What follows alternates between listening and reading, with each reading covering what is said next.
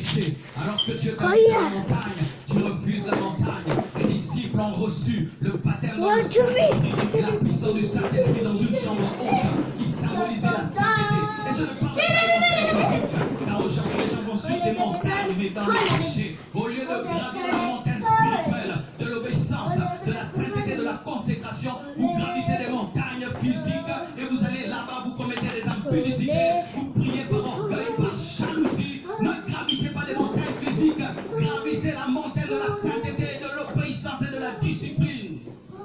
Je vais à la montagne, je viens de la montagne. Dans la nouvelle alliance, mes frères, il n'y a pas un lieu où Dieu exauce. Aujourd'hui, dans la nouvelle alliance, on n'a pas besoin de montagne physique pour que Dieu nous exauce. Nous avons besoin de la foi et de marcher dans l'obéissance pour que Dieu nous exauce. Et encore une autre chose, pour expérimenter le surnaturel de Dieu. Lorsque Pierre demande à Jésus-Christ de marcher sur l'eau, Jésus-Christ vient. Et lorsqu'il voit la tempête, il a commencé à avoir peur. Et tout d'un coup, il a sombré. Et qu'est-ce que Jésus-Christ lui dit? Homme de peu de foi, pourquoi as-tu douté? Si tu veux vivre le surnaturel, tu dois avoir la foi. Et quelle est la définition de la foi dans ce passage? N'est pas douter, c'est tout. N'est pas douter, c'est tout. Si tu doutes que les morts ressuscitent, ils ne vont pas ressusciter.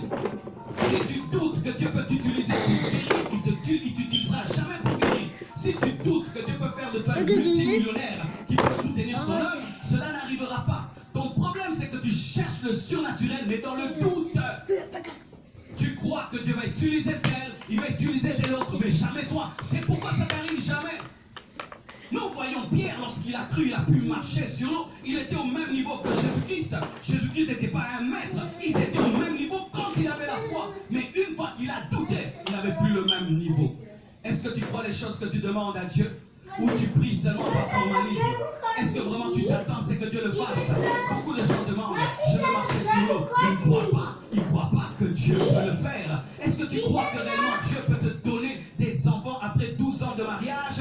Est-ce que tu crois que Dieu peut te guérir de cette maladie malgré le pronostic des médecins? Est-ce que tu crois que Dieu est capable de bouleverser ta vie cette année malgré cette pandémie? Est-ce que tu crois?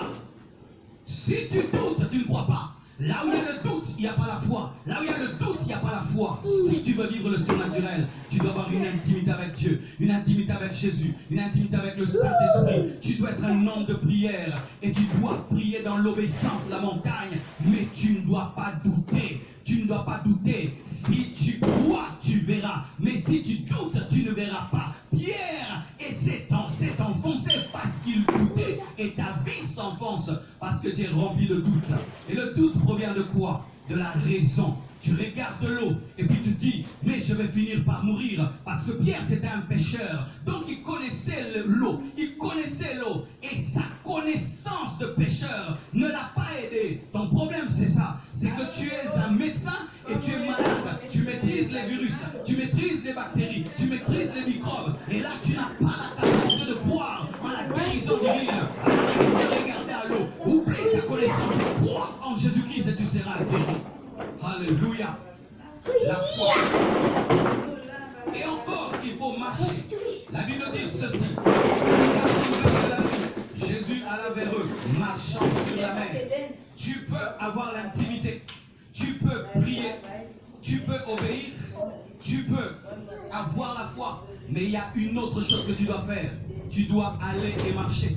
Parce que Jésus-Christ, au sommet de la montagne, était dans l'intimité. Il était dans la solitude, il était dans la communion, il était dans la foi, mais il devait maintenant agir, il devait mettre le pied dans l'eau, il devait aller vers le rivage, il devait faire sa part. Il faut aller et il faut marcher. Il faut aller et il faut marcher. Pourquoi? Parce que dans ta destinée surnaturelle, il y a la part de Dieu et il y a ta part. Et ta part, c'est d'aller et de marcher. L'eau t'attend. Attends que tu viennes marcher. Mais tu ne vas pas quitter le sommet de la montagne comme Superman et te retrouver sur l'eau. Non, tu dois descendre de la montagne et tu dois marcher vers l'eau pour que tu vives le miracle. Tu dois investir pour vivre la richesse. Tu dois évangéliser pour voir les âmes être guéries. Tu dois imposer les mains pour que les malades soient guéris. Tu dois ouvrir la bouche pour prophétiser. Tu dois investir pour récolter. Il y a ta part. Tu dois étudier pour que Dieu te donne un diplôme.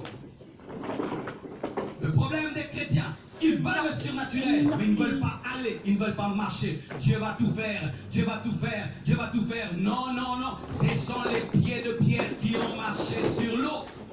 C'était pas les pieds de Jésus, et c'était les pieds de Jésus qui avaient marché sur l'eau. C'était pas les pieds du Père. Tu dois marcher, tu dois faire ta part. En train d'attendre le surnaturel, mais dans la part